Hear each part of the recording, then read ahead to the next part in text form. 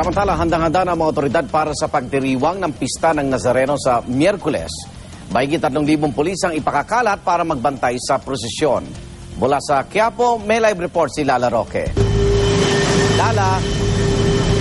Higit 2 araw na nga lang bago ang pista ng Itim na Nazareno at abala ang mga opisyal para matiyak naman na maayos at ligtas na maidaraos ang posisyon ng Itim na Nazareno sa Miyerkules.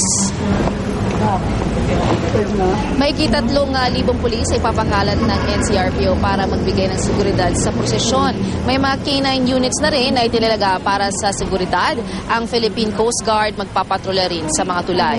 Sa isang opisina ng Quiapo Church, nakaset up na ang command center.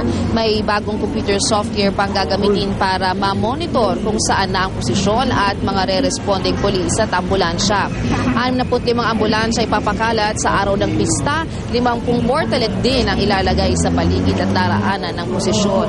Daragdagan ng mga handheld radio sakaling mawalan daw ng cellphone signal tulad nung nakarang taon dahil sa banta ng terrorist attack. Alauna pa lamang ng hapon bukas, sisimulan na ang tradisyonal na pahalik sa puon ng Black Nazarene at ganap na 3:30 ng hapon, susundan ito ng parada ng mga brass band. Isang misa at healing service naman ang gaganapin 5:00 ng hapon na susundan ng isang vigil 7:00 ng gabi. Pangungunahan ni Manila Archbishop Luis Antonio Cardinal Tagle ang misa bandang 6:00 ng umaga sa Miyerkules.